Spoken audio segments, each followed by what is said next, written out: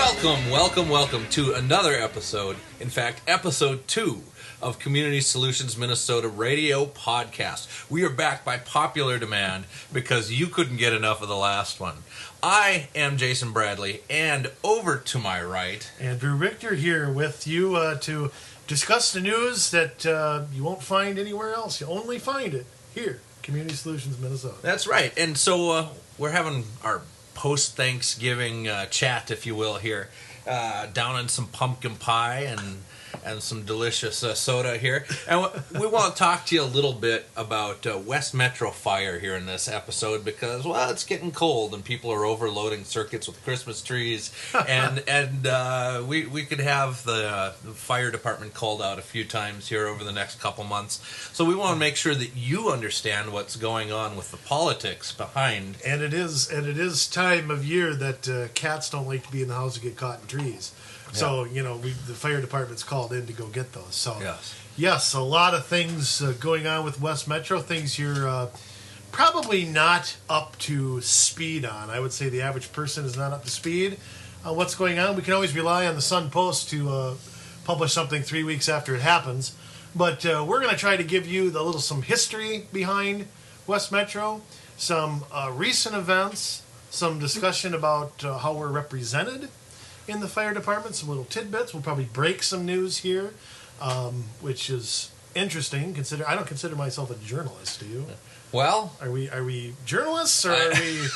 I consider myself an entertainer, but I guess I make it up as I go along. Yeah. And that's kind of the beauty of it. Why don't we go back to the beginning? Because I think it is important that we lay that foundation, because this is something that does not get reported on unless there's something juicy, like our former mayor yelling at people and getting herself in trouble. So it's not a very attractive business, this West Metro Fire. It's not a sexy story unless in a lot of times police departments, fire departments are not talked about unless something's going wrong. I mean, and you're very right on that. Well, back around 1998, 1999, I think 1998 was when it happened. 99 was the first year of it. The cities of Crystal and New Hope decided to forego their own city fire departments and merge their fire departments into one. So Crystal and New Hope are entered into a shared service. Now they got what's called a JPA, which is a joint powers agreement between the two cities. And since that time, they have operated as one between the two cities. Now, with a shared service, sometimes there's a stigma around that, but we found in going through the city budgets that between our two cities, because of the size of them, that we do save quite a bit of money because there's not enough work to go around for both cities to have separate fire departments. Right, and keep in mind, a separate fire department means a separate fire chief. You have to pay for your own fire stations. There are two in Crystal. There's the one up by Burger King there, and there's the one by City Hall. New Hope has one. We now share the three buildings. We share the uniform costs. We share the capital budget. We've spent, since 2006, we've spent $2 million on new equipment. And this equipment, these fire trucks don't get a whole lot of miles on them because they're not driving too far. So they last a long, long time. And all that's I think some of the joint powers agreement is ambiguous, but we'll get into that a little bit later. Now, over the years, there have been, the fire departments didn't just merge overnight as a happy family. It took a while to get them to be one department. There were a lot of retirements and things like that from what I've been told by former firefighters, and I don't want to mention names or anything, but it was a tough go of it the first couple years. Then now they really think of each other as one unit. And in 2011, the city of Crystal decided they wanted out of this joint agreement. Yes. Now, there are reasons for doing so. First off, the way they did it says a lot about what they were really thinking. I knew, and I'm going to break this for the first time, I knew a week before the vote was going to take place that they were going to pull out. Out of respect for the sources that told me that, I did not blog that I knew that. I let the events play out. The city of Crystal voted. I can't remember the vote. 5-2, I want to say 4-3 or right 5-2. Yeah. I can't remember. I know Julie Deschler was a dissenting vote. I can't remember the other one. I remember Janet. Might have been Janet. I believe was the other. It would make sense, but Yeah. it might have been Dave too. But whatever the case, they voted to leave the joint agreement. Now, the news came as a total surprise. New Hope had no idea it was coming. The firefighters had no idea it was coming. The city of Crystal never released a statement or anything saying why they were doing this, what would happen to, what citizens were in for. At the time, the fire chief, Scott Crandall, did release a statement on West Metro's website saying, don't worry, your service is fine, because it's a 1-year pullout. They had to give 1 year's notice. Yes. And so he said, don't worry, nothing's going to happen with your service if you need it. But the way the city of Crystal did it says a lot about their motives. I have a hard time buying some of the things they've said in public. I don't know why that is. Yeah, I don't know either, but it said nothing to do with money. I mean, that's the first thing. I've also been informed that the differences in money between the two cities was about $30,000 in budget. Now, West Metro has a $2 million operating budget. I can't buy that 30 grand. Now, that sounds like a lot of money to me, but in government that, falls out of their pocket when they're walking down the street. It's highly unlikely. In fact, you'd have to be pretty divorced from reality to believe this was financial. If you look at New Hope and Crystal, they're very similar cities, similar populations, similar size. They split West Metro pretty much down the middle. How they divide it is based on the calls. Yes. But it's about 51-49 Crystal. So that led then to a series of joint meetings. Now I'm doing the quotations. The air quotes, yes.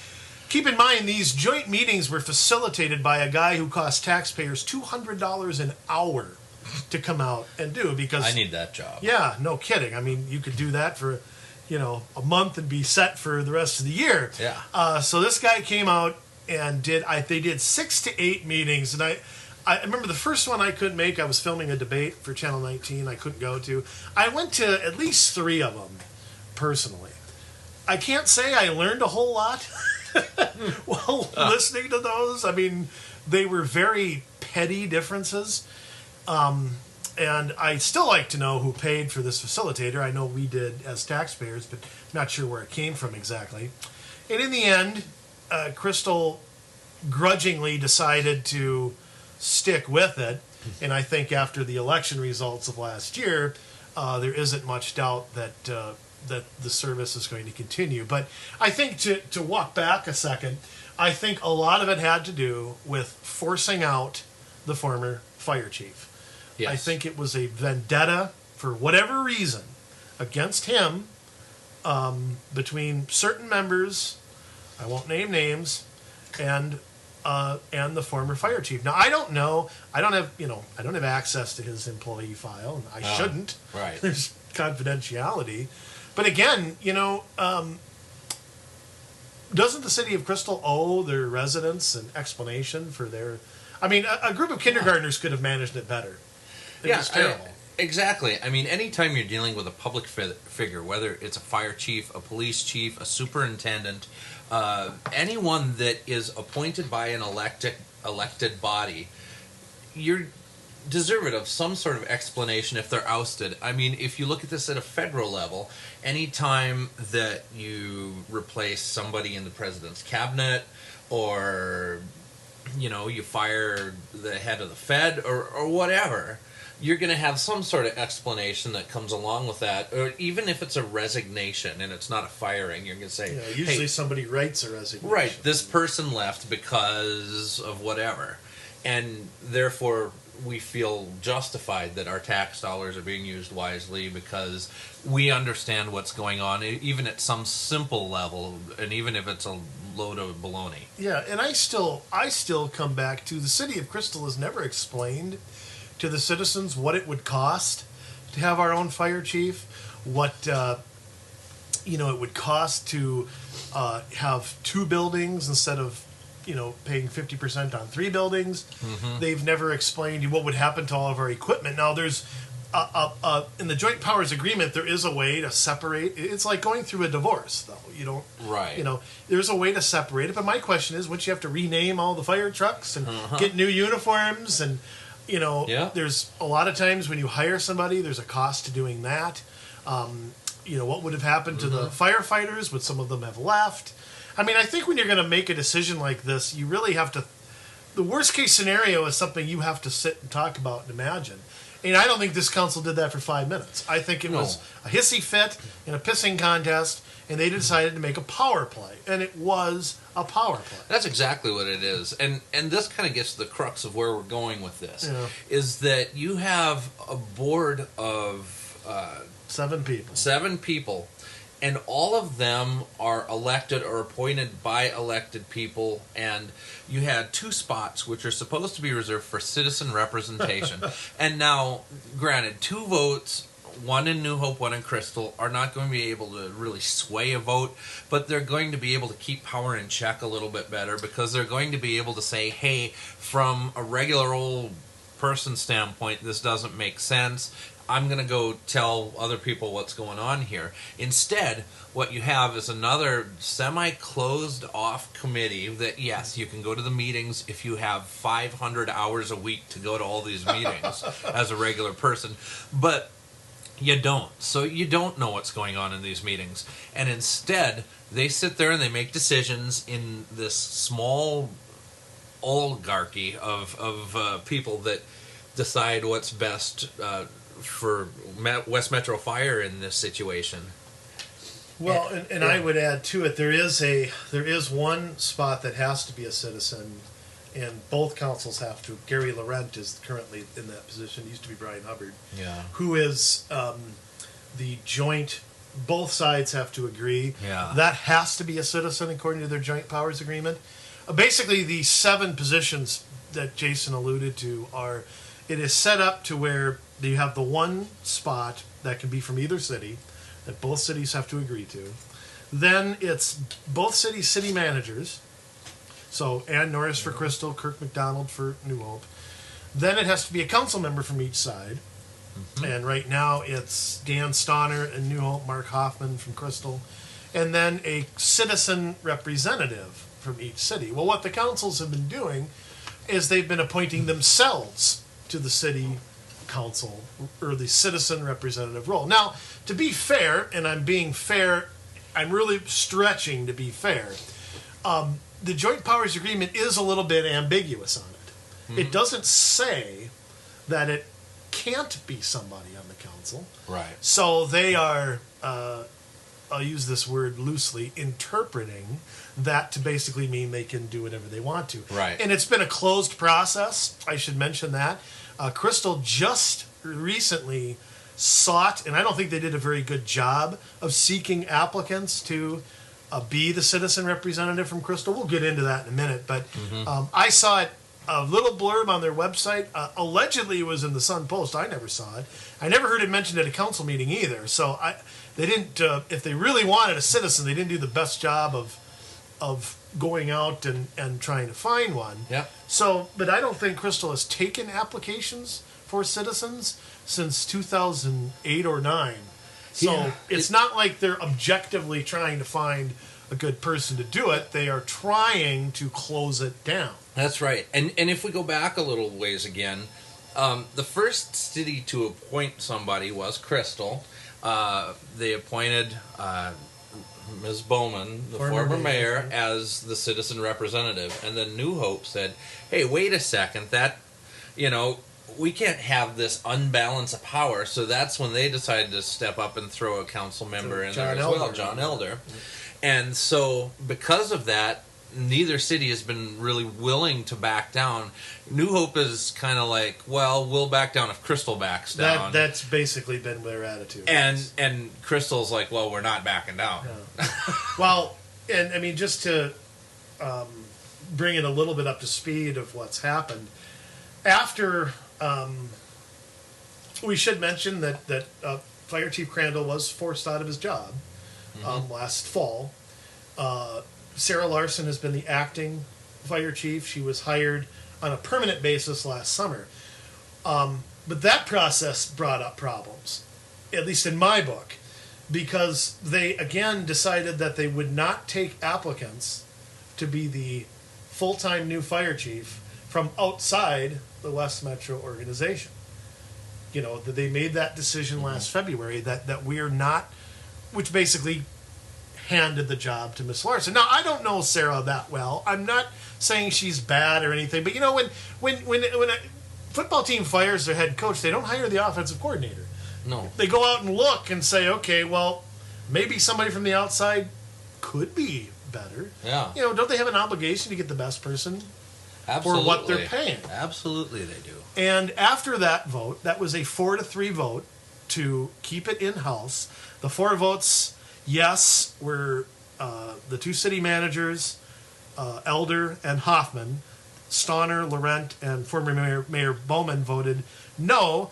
And Bowman threw now, I actually side with her on the issue, but she decided to resign and protest and melodramatically, and I'm sure she was somehow victimized by it. But even though I do agree with, I would have voted the way she voted. And that created an opening. Now, her term, if you want to call it a term, was to end at the end of this current month, December 2013. So, City of Crystal, this is last February, keep this in mind, had a little internal debate on whom to appoint. Now, there's a faction now, because we have a much different council than we did a couple years ago, Yeah. that they want a citizen. There's a faction that usually won't say this publicly, but really has contempt for a citizen being there and has really a extreme arrogance that we can't understand a budget. And, you know, most people in office don't understand budgets very well, at least as evident by their results. So they don't want a citizen. And Crystal had this fight for about a month before they finally decided, and the out for this, and I get it to a point. I still would not have decided to do what they did, was that the time frame of the end of March to end of this year wasn't enough to get a citizen up to speed. So we're just going to throw a council member on, and we will open up the process for the full term after that. Which technically now they've done, but not really. Yeah, I would say not really either. Yeah. So, I mean, Mayor Adams made comments to that regard, and I don't think it was something he was too happy with, but that's what ended up. So that's how John Badashevsky got appointed to Renee's spot. So he has been our citizen representative since March. And now we are supposed to be in a process of appointing, this is a citizen rep that's actually a citizen, not somebody with a total conflict of interest, but that's not quite happening, is it? No, it's not. I mean, I've heard through the grapevine that a couple citizens have applied for that position. I know 2 at least have. Yes, and I as well. And it's not been an open and fair process to date. And I know that you've been talking with some people as well. And what have been the feelings that you have got from them as far as, how fair and open the process has been? Well, I think it's been gamed from the beginning. Yeah. I mean, now nobody uses that language but me. And that's, those are my words, not anybody else's. But it seems as though the agreement to go with a citizen has been backpedaled. I think the council kind of reached a tentative agreement that they were going to go with a citizen. Now they're backpedaling on that. And what's happening is that the 2 people who've applied, one did apply late, although, again, I don't know why in a month's time between now and December 31st that person couldn't get an interview. I mean, I don't get it, and I think the city, like I said, did a poor job of publishing that they were looking for somebody. It could have been right on the front page of their website. It could have been, I don't remember it, in their quarterly what do you call it? The little booklet you get from the city update. Yeah. I didn't see it in the Sun Post either. They could have written an article. They would have gotten the space to do that, saying we're seeking something. I didn't see any of that happen. And I think there's a faction. I'm going to call out names here. I think there is a faction of Hoffman, Selton, and Budashevsky who don't want a citizen as the representative. Mm-hmm. And, you know, and I think Jim Adams, Casey Peak, and Julie Deschler do. And I don't know where Laura Libby stands. I don't really... No. I'm worried about that because I was hoping she'd be more independent on the council than she has been. I don't think she's been. I think too often she's wavered to the Hoffman-Selton wing of the council. And I don't know that I don't know what she thinks on it. And I'm worried she's just going to kind of go with there's been a lot of 4-3 votes with those 4 on one side and the 3 on the other. And so it does worry me. And it's interesting, you know, John Budashevsky supposedly didn't really want to be on the board. Now he's either being coaxed into doing it or he's decided that he wants power or whatever's going on. It's coinciding with his decision to run for another term, just to throw that out there. And he's also refusing to recuse himself from voting on the matter. Now, wait a minute. Last time around, yeah. This was an uncontested in March. Appointment, right? It was just John that was on the slate. Yes, they never considered anybody else. And so John voted on that one too, right? No, he did not. So he recused himself when there was no competition and now refuses to recuse himself when there is competition. That's what my sources are telling me, that he intends to vote for himself to be on the West Metro Board. Now you think about that for a second. I mean, you think about how, again, I mean, is there anything illegal about it? Probably not. Well, but it is unethical. Ethics. It is totally unethical. Yeah. And it's a conflict of interest to vote for yourself to be put on a board. And I'm going to go a step further. It is a conflict of interest to vote yay or nay on other people for a seat you are also running for. Yeah. He should recuse himself of the whole process, right, A to Z. Right, he shouldn't even be in on the discussion. Now, that brings in something that's kind of interesting, because that leaves you with 6 votes left on the council, and you have this faction of 3-3, so possibly. You know, depending on Laura Libby. Right, where John may be, you know, the deciding vote. Could be. To keep the powers that be in check. Well, in that case, you have to have a majority of the people voting. So if it's 3-3, that's a no. Yeah. So he couldn't get appointed but I think that's part of why he's doing this, is to make sure that he's the person who gets the job. Now, I don't know that that's true, but I know that, you know, I just have a feeling that they wouldn't be going forward with this if they didn't think they had the votes to do it. I mean, I just can't believe this is so open that I just don't buy it. I'll tell you another little tidbit I found out, that the fire chief, Sarah Larson, has had discussions with Budashevsky about running again. Now, again, I don't know Fire Chief Larson. I met her once, but it is highly improper. The fire board is the people who hired her. Yes. Is it proper for her to be talking about who is running and who could be appointed on the board?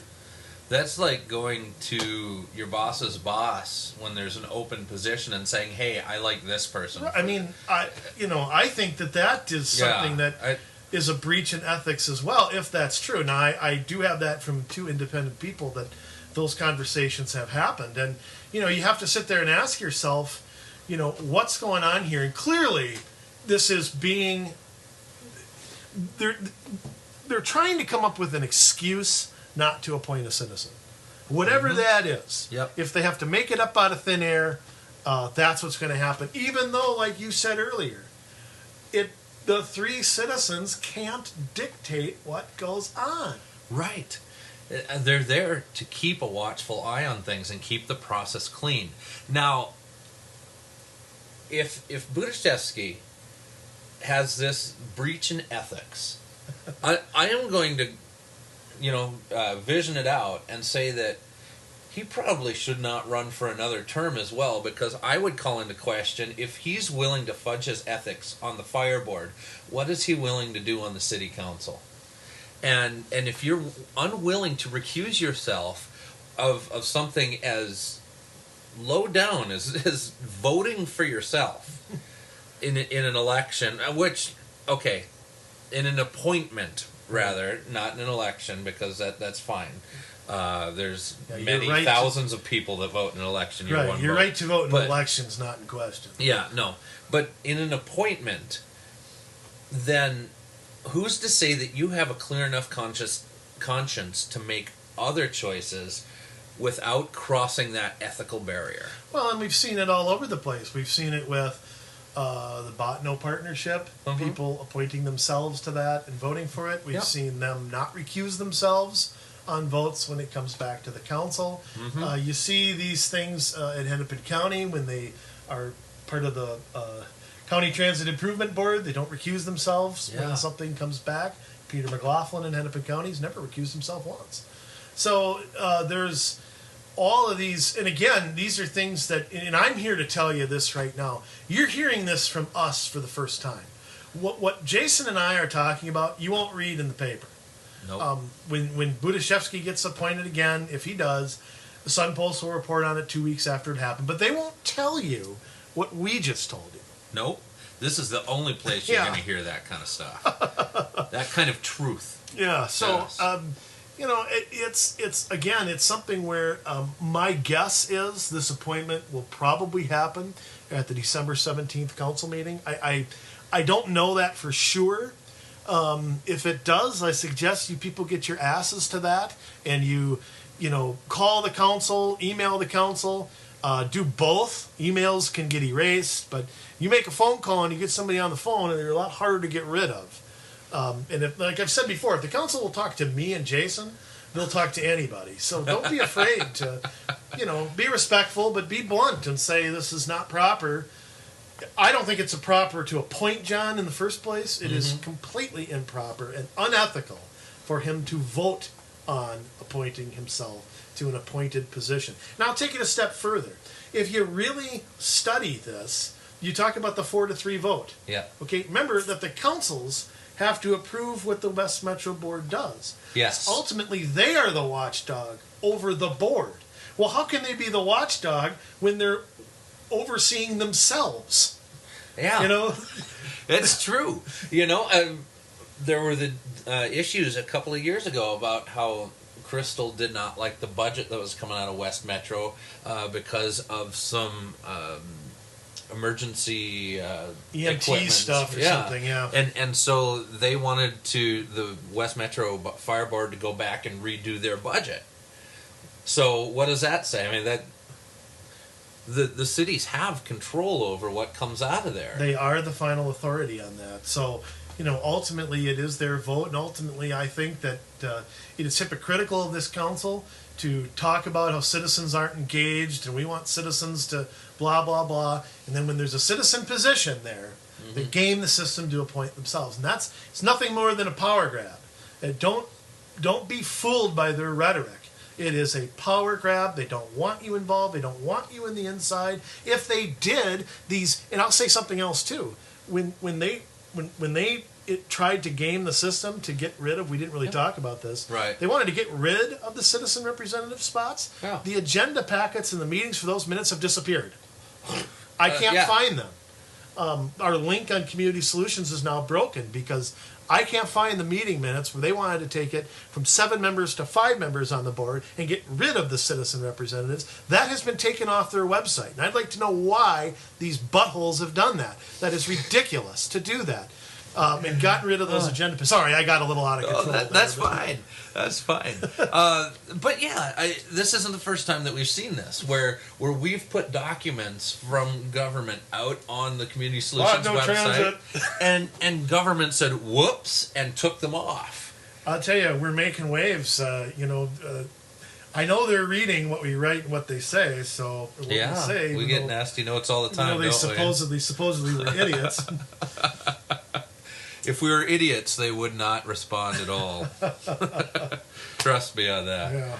Well, that was a good rendition, I think, of West Metro's history and what's going on. I think so. And if you don't understand it now, there's no hope for you. No, just kidding. It is really complex because there's not a lot out on the West Metro Fire Group, and that's the way that they want it. You know, it's hard to find minutes. It's hard to find agendas. It's hard to find. I mean, they're out there. You can search for them. But at best case, I mean, minutes for these kind of things are like we had a vote and it was 4-3. Yeah, and keep in mind the minutes are approved at the next meeting, so you don't really know what happened until the minutes are approved.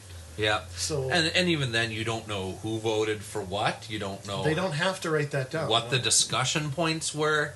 These are things that if you were in a corporate job, that's part of what taking minutes means. This is what who said.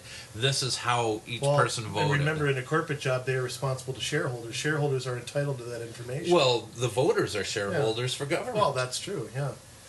No question. So, and I'll say this, till West Metro redid their website last year, they never posted the meeting minutes on it. No. So even having anything is better than what it... I mean, I'm not saying I'm satisfied, but no. A year ago, you couldn't get... They didn't list who was on the board. They still don't. That roster is not there either. I only know it because, I'm tuned in. Yeah. But if you weren't tuned in, you wouldn't know that either. Right.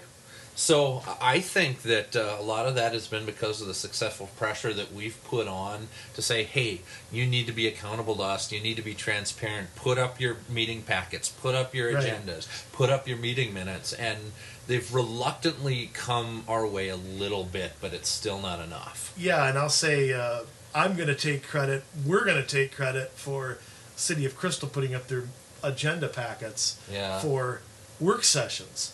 We get to see now what the council people get to see. That happened in 2012. Yeah. I think I bitched about that for 2 years straight. And finally, and it's still not gone as far as I want it to, but they've taken baby steps in the right direction. And I'll give them credit for doing something.